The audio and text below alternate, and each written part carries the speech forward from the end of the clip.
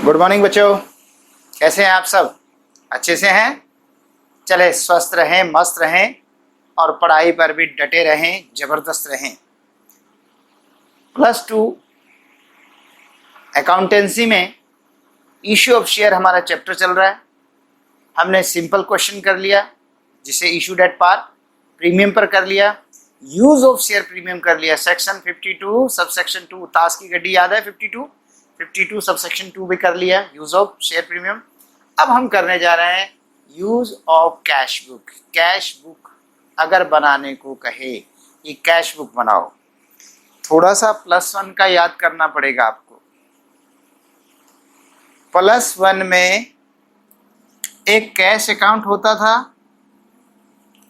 और एक cash book होती है। क्या फर्क है? कैश अकाउंट बताता है कि हमारे पास कैश कितना है, कैश बुक भी यही बताती है कि हमारे पास कैश कितना है, साथ में बैंक भी बताता है। लेकिन यदि बुक बनाई जाती है तो फिर आपको जितनी भी कैश से संबंधित या बैंक से संबंधित ट्रांजैक्शंस हैं, जर्नल एंट्रीज हैं, वो जर्नल एंट्रीज आपको नहीं बनानी होती, सीधा ही बुक में लिखते हैं।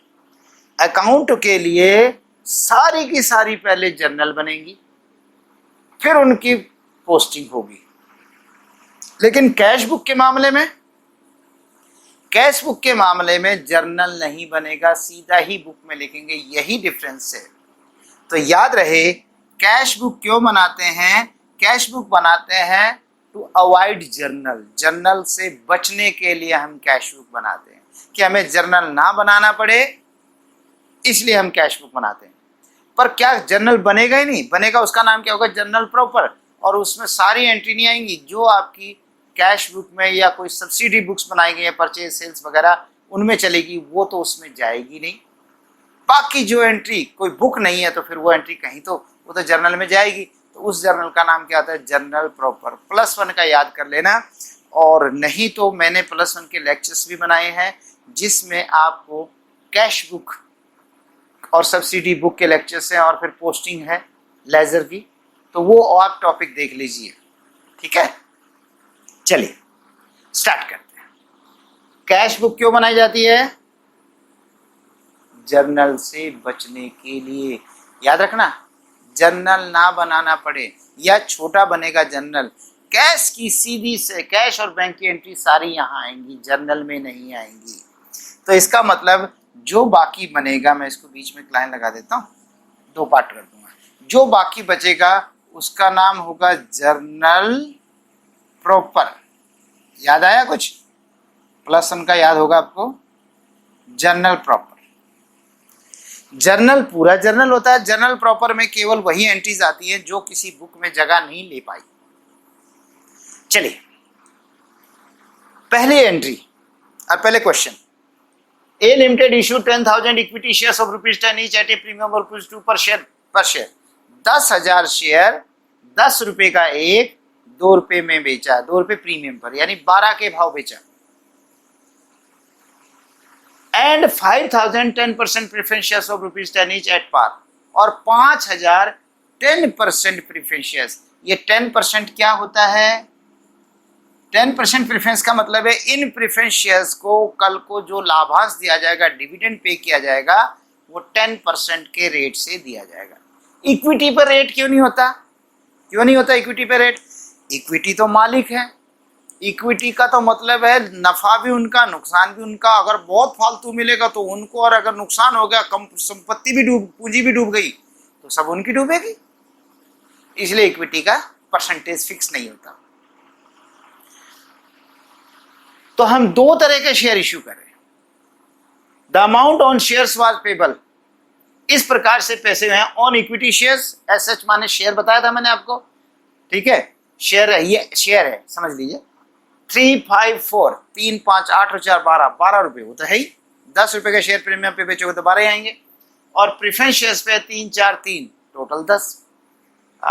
यहाँ पर कहीं पर मैं थोड़ी सी जगह का यूज कर लूं, जैसे 3 + 5 + 4, टोटल कितना हो गया? 12। आपको याद है मैंने बताया था इसमें शेयर कैपिटल कितनी होगी 10। तो 3 जब आप मांगोगे, इसका मैं पोस्टमार्टम कर रहा हूं, 3 जब मांगोगे तो उसमें कैपिटल के कितने होंगे 3। जब आप 5 मांगोगे, क्वेश्चन में ये नहीं लिखा कि प्रीमियम कहाँ पे मांगा गया, और ये आपका अलॉटमेंट है।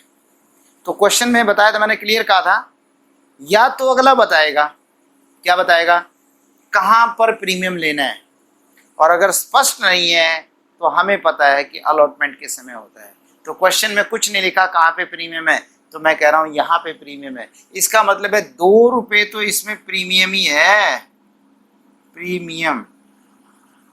तो फिर कैपिटल के कितने हुए बच्चे, 3 ही तो हुए।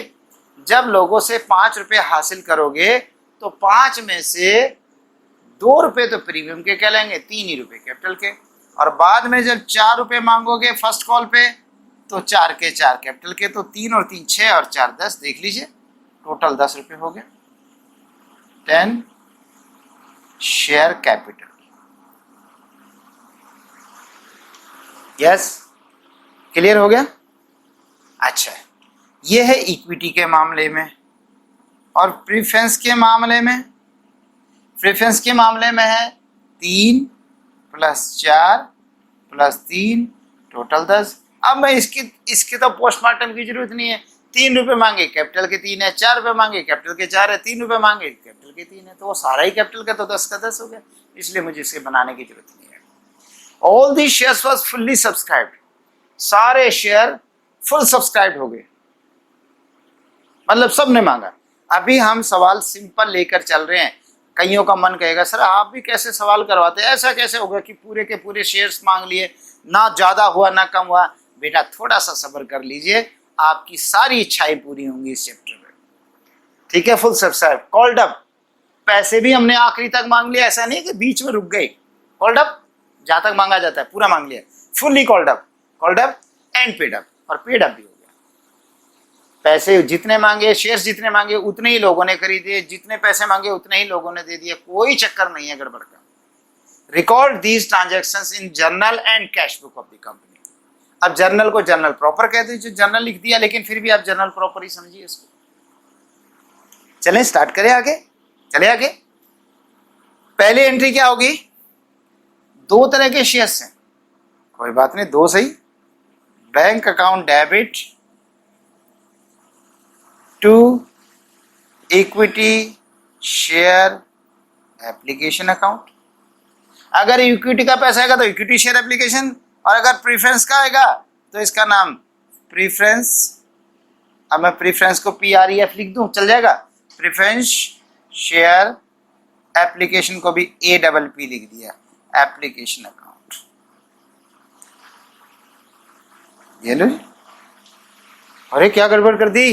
एक बच्चा क्या कर रहा है पीछे से, बोलिए बेटे।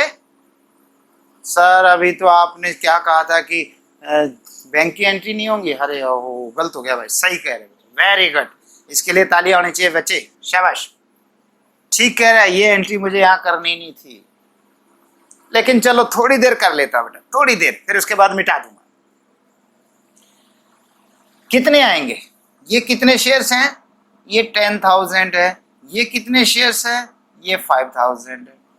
10,000 इंटू, तो 10,000 इंटू 3, तो एप्लीकेशन कितनी आएगी 30,000, और 5,000 इंटू 3 प्रीफरेंस का कितना आएगा 15,000, और दोनों मिला के कितने आ जाएंगे 45,000। यस, हालांकि मैं गलत कर रहा हूं, क्या गलत कर रहा हूं, मुझे ये एंट्री करनी ही नहीं चाहिए, इतनी देर तो मैंने अभी आपको बताया। चलिए कोई बात नहीं, थोड़ी देर मेरी बात मान लीजिए, फिर मैं इसको काट देता हूं, ठीक है, करूंगा बिल्कुल, आप वाली बात करूंगा। उसके बाद अगली एंट्री बताओ क्या करते थे, अगली एंट्री करते थे equity share application account debit और to equity share capital account. Yes बेटा, 30,000 रुपये है, 30,000 इसमें हो जाता है कि नहीं। और क्योंकि प्रेफरेंस शेयर भी साथ साथ चला रखा है, तो प्रेफरेंस के मामले में भी ये इक्विटी शेयर एप्लीकेशन खत्म हो गई, ऐसे प्रेफरेंस वाली भी खत्म कर दो। Preference share application account debit, कितना भाई 15,000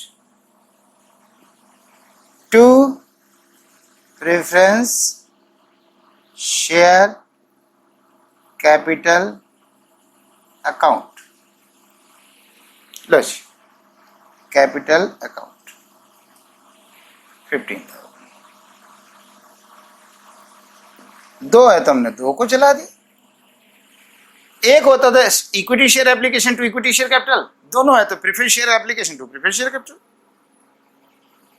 ठीक है, फिलहाल मैं कैश बुक को नहीं कर रहा हूं, चलूंगा वहीं पहुंचाऊंगा, लेकिन क्योंकि मेरा काम सिखाना है एक बार सिखा दो। उसके बाद अगली एंट्री याद है, ये फर्स्ट एंट्री थी, फिर ये सेकंड हो गई, उसके बाद थर्ड एंट्री क्या होगी बच्चे, बताए क्या होगी। थर्ड होगी ड्यू करने की अलॉटमेंट। एक को करें पहले अलॉटमेंट, ड्यू को पहले कैपिटल की ड्यू कर लेते हैं, सॉरी इक्विटी शेयर की। जब करते थे तो कैपिटल को क्या करते थे, credit to equity share capital account credit, और डेबिट क्या होता था, equity share allotment account debit. यही तो होता था। अलॉटमेंट किस रेट से होगी बेटा, अलॉटमेंट कहलाएगी 5 की, किस रेट से 5, पर कैपिटल तो बेटा 5 मानूंगा तो फिर तो कैपिटल ज्यादा हो जाएगी। याद करो, लोगों से अलॉटमेंट 5 मांगेंगे, भाई साहब 5 रुपए दे दीजिए, किस बात के अलॉटमेंट के, लेकिन अलॉटमेंट के अंदर 3 रुपए कैपिटल के हैं, 2 रुपए प्रीमियम के हैं।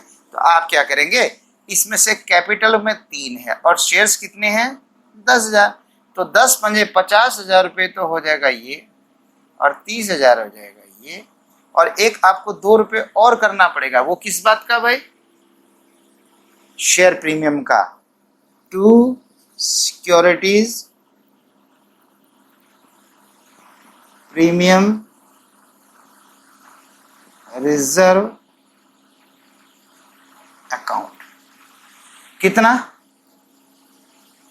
20,000, 2 के हिसाब से 10,000 गुना, ये एग्जाम में तो नहीं लिखना ऐसे 10,000 इंटू 3, 10,000 इंटू 5, ऐसे लिखना तो नहीं है 10,000 इंटू 5, लेकिन अभी समझने के लिए बहुत अच्छा है। घर पे भी आप आपका कॉपी में लिखेंगे तो आपको समझ में आता रहेगा। अच्छा 10,000 शेयर पे 3 के हिसाब से, 10,000 शेयर पे 2 के हिसाब से, ऐसे हो गया। अब साथ के साथ मुझे प्रेफरेंस शेयर भी कराना है, तो प्रेफरेंस की कैपिटल भी तो क्रेडिट होगी, तो to preference share capital, preference share capital account credit 5,000 shares पे, और किस हिसाब से भाई, 4 के हिसाब से, तो 5 चौके 20,000, और यहां पर डेबिट होगा preference share allotment account debit 5,000 share गुना 4, अलॉटमेंट 4 है, 5 चौके 20,000, ये लोग। अगर डेबिट देखे तो 50 और 20 70 डेबिट हो गया, क्रेडिट देखो तो 30,000 और 20,000 और 20,000 30 20 50 और 20 70, वही क्या होगा। ठीक है, कोई मैं नई चीज नहीं कर रहा, वही काम कर रहा हूं जो हम पहले कर चुके हैं बच्चे। अब उसके बाद पैसा आने की एंट्री नहीं, हाँ पैसे ही आने की एंट्री, चौथी एंट्री में पैसे आएंगे बैंक अकाउंट डेबिट,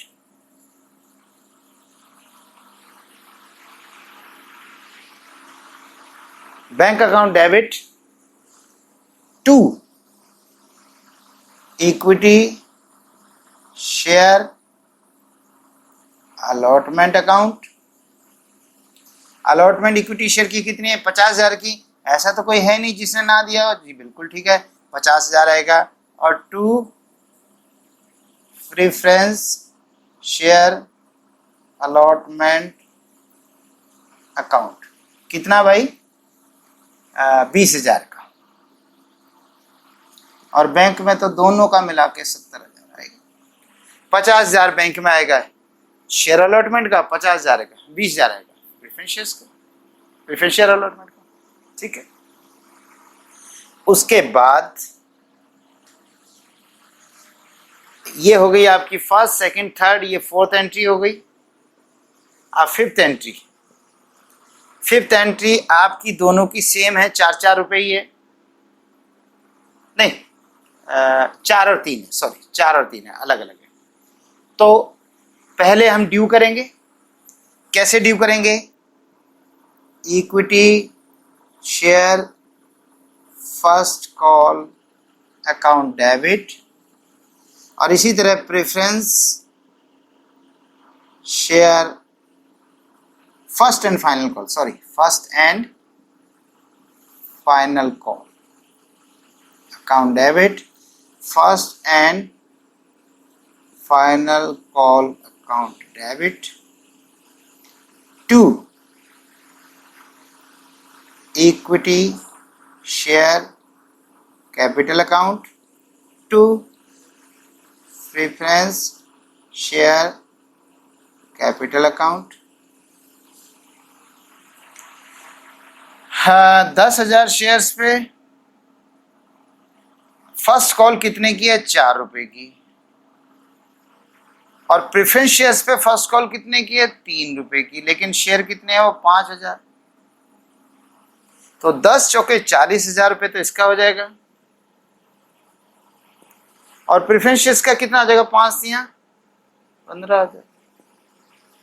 बोलिए, कैपिटल, इसकी कैपिटल 4 के हिसाब से, इसकी कैपिटल 3 के हिसाब से, तो ये आ जाएगा 10 चौके 40,000 रुपए, तो ये हो जाएगा। और 15,000 रुपये इसका हो जाएगा। 5 दिए 15,000 हो गया। 40, 15, 55। अब पैसे आएंगे। एंट्री नंबर 6, पैसे आने की entry, bank account debit to equity share first and final call account. First call का कितना आएगा? इक्विटी का 40,000 and to preference share first and final call account कितना भाई? 15,000। दोनों मिला के कितने आ जाएंगे? 55,000। ये लो जी, खत्म। लेकिन अभी तक मैंने कैश बुक नहीं बनाई। अब देखिए क्या है, फिर से याद करें। कैश बुक किस लिए बनाते हैं? जर्नल से बचने के लिए। लेकिन मैं तो बचा ही नहीं। ये जो बैंक की एंट्री थी मैंने यहाँ लिख दी, ये बैंक की लिख दी, ये बैंक की लिख दी, जर्नल से कहाँ बचा मैं? यही तो गलती है, ये रॉन्ग है। तो ठीक कैसे करें? ये एंट्री होनी नहीं चाहिए थी, सीधा बुक में होनी चाहिए। एक, मैं इसमें से पोस्टिंग करूं, लेकिन ये तो रूल के खिलाफ है। रूल के खिलाफ है, क्योंकि जब बुक बना रहे हो तो आपकी जर्नल नहीं है, जर्नल नहीं तो पोस्टिंग कहाँ से करोगे भाई? बुक में तो सीधा ही बुक में पोस्टिंग होती है, तभी तो इनको नाम original books of original entry कहते हैं। कैसे करेंगे? ये रिसिप्ट साइड होती है पेमेंट, याद करो, बिना देखे करो। सबसे पहले पैसा आएगा तो इधर आएगा, इधर आएगा। किसके नाम से आएगा? To equity share application account के नाम से आएगा। अच्छा, कितना आएगा भाई? 10,000 शेयर्स पे 3 के हिसाब से 30,000 रुपये आएगा। 30,000 कैश में आएगा या बैंक में आएगा? क्योंकि दो खाने होते हैं, कैश और बैंक। बैंक में आएगा, तो बैंक में आएगा आपका 30,000। ठीक है, समझते चलो। फिर दूसरी बात, ये पैसा भी तो आएगा प्रेफरेंस का, तो उसका नाम होगा, किस नाम से आएगा पैसा? To preference share application account कितना भाई, ये आएगा 3, 5 गुना 3, 15,000 रुपये। मैं यहां से देख के नहीं कर रहा बेटे, बिना देखे कर रहा हूं, ठीक है, क्योंकि मुझे पता है 3 इसका आएगा, 3 इसका आएगा, पर इसका 3 10,000 शेयर पे आएगा, इसका 3 5,000 शेयर पे आएगा, तो उसका 10 या 30 आएगा 5। किस बात का आएगा, एप्लीकेशन का। तो जिस नाम से आता है एप्लीकेशन मनी, एप्लीकेशन मनी, तो यह एप्लीकेशन अकाउंट लिखेंगे। क्लियर। दूसरी एंट्री तो आपको लिखनी पड़ेगी, ये तो यहां करनी पड़ेगी भाई, बस आप इसको मिटा सकते हो। यस, ये तो एंट्री होगी, तभी तो इसका नाम जर्नल प्रॉपर बनेगा। उसके बाद तीसरी एंट्री किस बात की होती है, ड्यू करने की। तो ड्यू करने की तो आपको यही करनी पड़ेगी ड्यू, यानी ये एंट्री भी होगी। यूं कहूं ये नहीं होगी, जो भी बैंक की एंट्री है वो नहीं होगी और बैंक की नहीं होगी, लेकिन ये होगी। तो इसका नंबर जहां 1 2 था, ये नंबर क्या हो जाएगा 1, ठीक है। इनको मिटा के कर दूं तो ये कौन से नंबर एंट्री हो गई 1, और फिर उसके बाद ये एंट्री कौन से नंबर हो गई 2, और उसके बाद ये एंट्री नंबर कौन सी हो गई 5 की बजाय 3, और ये मिट जाएगी, ये एंट्री नहीं होगी, ये भी एंट्री नंबर नहीं होगा। यस, ठीक है। अभी देखते हैं, पहले ये ड्यू करेंगे, फिर हम कहेंगे पैसा आएगा तो रिसिप्ट होगा, इधर होगा तो रिसिप्ट होगा, तो किस नाम से होगा भाई, अलॉटमेंट का आएगा, तो इसलिए to equity share allotment account. कितना आएगा इसका, 5 के हिसाब से आएगा, 2 के हिसाब से आएगा, 3 के हिसाब से। लोगों से पैसा तो 5 ही आएगा, तभी तो 12 बैठेगा, तो पैसा तो 5 के हिसाब से आएगा। 10 गुना 5 50,000 रुपये आएगा, और कुछ पैसा आएगा प्रेफरेंस शेयर अलॉटमेंट अकाउंट। कितना बेटा, प्रेफरेंस शेयर 4 और गुना 5, 5 चौके 20,000। ये देखो 70,000 आया, जरा इस एंट्री में देखना कितना है 70 में से 50 अलॉटमेंट का है, 20 इसका। चाहे पोस्टिंग करके देख लो, बैंक में लिखोगे 2 equity share allotment 50, 2 equity share allotment 50, 2 preference share allotment 20, 2 preference. इस एंट्री को देखे, बैंक में 2 equity share application, 2 equity share application 30, 2 preference share capital application, 2 preference share. लेकिन मैंने फिर भी यहां से देख के नहीं लिखा। ओके, उसके बाद अगले एंट्री ड्यू करने की, ड्यू यहां लिखनी पड़ेगी। फिर आएगा पैसा यहां आएगा तो यहां लिखेंगे 2, किस बात का आएगा, equity share first and final call account. कितना आएगा भाई 4 रुपए, कितने शेयर्स पे 10,000 पे, 10 चौके 40। ये कितने शेयर्स का आएगा 5,000 शेयर का। किस रेट से आएगा 3 के हिसाब से, 5 3 15। इसका नाम क्या होगा 2 प्रेफरेंस, बाकी share first and final call account. बाकी तो सब सेम ही चलेगा, ऐसे मत करना आप, मैं तो आपको सिर्फ समझा रहा हूं, ठीक है। ओके, ये लो बाय द वे कहता कोई खर्चा हुआ है, पेमेंट हुई है, तो मुझे पता है पेमेंट इस तरफ करेंगे, जैसे कि शेयर एक्सपेंसेस होता तो शेयर इश्यू एक्सपेंसेस, और बैंक में से अगर मान लीजिए 20,000 होता खर्चा तो 20 30 होता, 30 40 इतना होता। तो क्वेश्चन में नहीं लिखा है इसलिए फिलहाल मैं हटा दूंगा इसको, लेकिन होता तो ऐसे करते। अरे एक बात और दिख रही है इसमें, ये खाना तो बिल्कुल ही खाली जा रहा है कैश का, क्योंकि कैश बुक में 2 कॉलम होते हैं, 2 कॉलम भी होती है, ट्रिपल कॉलम भी होती है। पर अगर सिंगल कॉलम कैश बुक, अगर सिंगल कॉलम कैश बुक हो तो किस चीज का कॉलम होगा, वो होगा कैश का। अगर सिंगल कॉलम कैश बुक है तो कैश का कॉलम होगा, बैंक का नहीं होगा। अगर डबल कॉलम कैश बुक है तो एक कैश का कॉलम होगा, एक बैंक का। वही बात है, कैश बुक में सबसे पहला अधिकार कैश अकाउंट का है। और कमाल तो ये है कि कैश में एक भी एंट्री नहीं हो रही, ना इधर हो रही ना इधर हो रही, बिना बात के हमने तेल फूका हुआ, इतनी जगह वेस्ट कर रखी है हमने यहाँ पे, तो हम इसके बिना भी कर सकते हैं इसको। ये तो खैर आपको ये वाउचर वगैरह लिखने तो चाहिए, लेकिन चलो ये अकाउंट, ये खाना नहीं बनेगा, इधर भी नहीं बनेगा। तो जब ये नहीं बनेगा तो मैं इस लाइन को अगर हटा दूं यहां से और ये कैश को हटा दूं और इसको थोड़ा सा बड़ा करके बैंक लिख दूं, चलो कोई बात नहीं, ये बैंक है।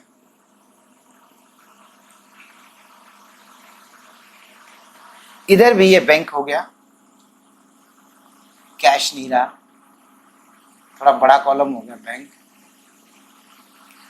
अब तो सिंगल कॉलम हो गया, पर मुझे कैसे पता चलेगा ये बैंक कॉलम है? चलो मुझे तो पता है, एग्जामिनर को कैसे पता होगा कि बच्चे ने कैश कॉलम नहीं बैंक कॉलम बनाया है? आप कहोगे सर ये लिखा तो है। नहीं बेटा, ये लिखा तो है, लेकिन पहला कॉलम कैश का होना जरूरी है। ऐसी कंडीशन में आप एग्जामिनर को संतुष्ट करने के लिए पता है क्या करेंगे? ऊपर हेडिंग में डाल देंगे बैंक कॉलम ओनली। सर ये बैंक कॉलम, अब चाहे आप बैंक में ना लिखो कोई बात नहीं, क्योंकि बैंक की कॉलम तो चल रहा है बस। तो क्या देखा आपने? अगर आपने एक ही कॉलम बनाया, ऊपर कैश बुक लिख दी और ये बैंक कॉलम नहीं लिखा, तो आपके मार्क्स कट जाएंगे। क्यों कटेंगे? एग्जामिनर सोचेगा अच्छा ये कैश कॉलम है, बच्चे को तो यही नहीं पता कि पैसे बैंक में आने चाहिए, गलत हो जाएगा। और आप क्वेश्चन मुझे तो पता है, तो एग्जामिनर को संतुष्ट करने के लिए ऊपर ये लिखोगे बैंक कॉलम ओनली। इसका मतलब पता क्या है? सर मुझे पता है इसमें पहला कॉलम कैश का होता है, दूसरा बैंक का होता है, लेकिन क्योंकि मैं एक ही कॉलम बना रहा हूं और वो भी बैंक का बना रहा हूं, इसलिए मैंने लिख दिया जी बैंक कॉलम ओनली है। तब एग्जामिनर संतुष्ट होगा, वेरी गुड भाई बच्चे, बहुत बढ़िया से करा।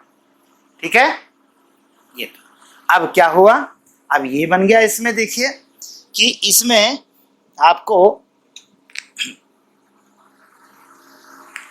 ये नहीं लिखना, लिखना ही नहीं है, फिर ये नहीं करना और ये नहीं करना।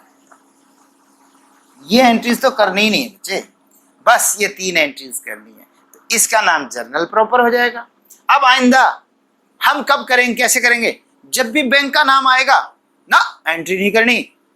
बुक में आया है तो इधर, पेमेंट हुआ तो इधर, आया तो किस नाम से आया, पेमेंट हुआ तो किस नाम से, ऐसे करके। और लास्ट में इसका टोटल तो आपको पता ही है कि कैश बुक का जो टोटल हो जाएगा या जो भी यहाँ पे टोटल आ जाएगा वो टोटल यहाँ करेंगे बाय दे। जैसे मान लीजिए जो भी बैलेंस आ जाए इसका 5 और 10 हासिल 1, 2 4 6, 2 8, 8 और 5 13, 13 1 14, 14 3 17, 1,70,000 है, 1,70,000 है। अगर 20,000 खर्चा है तो 1,50,000 बचेगा। और वैसे तो हम करते थे इसको टोटल रिसीप्ट, याद आया? टोटल रिसीप्ट करते थे, टोटल रिसीप्ट यहाँ पे लिखते थे 1,70,000। यहाँ पे कहीं पर हम लिखते थे टोटल पेमेंट्स 20,000 अगर है तो। वैसे मैंने नहीं लिखा इस क्वेश्चन में, गौर करना, यहाँ लिखा हुआ नहीं था, लेकिन चलो अब आपको समझाने के लिए कर दिया, मुझे तो समझाना है ना। और महीने की लास्ट डेट को बाय बैलेंस सीडी कर देंगे 1,50,000 बस। और जो भी सीडी है वो नेक्स्ट मंथ में यहाँ पे टू बैलेंस बीडी हो जाएगा, यहाँ से यहाँ आ जाएगा 1,50,000 बस, हो गया। क्लियर? ठीक है, ये था, समझ में आ गया बेटे? ओके, मुझे लगता है आज का लेक्चर इतना ही बहुत है। कई बार पीछे काफ़ी बड़े बड़े लेक्चर बन चुके हैं, आज थोड़ा सा फिर भी ठीक है, 29-30 मिनट का लेक्चर है। ओके बेटे, बाय बाय, फिर मिलते हैं।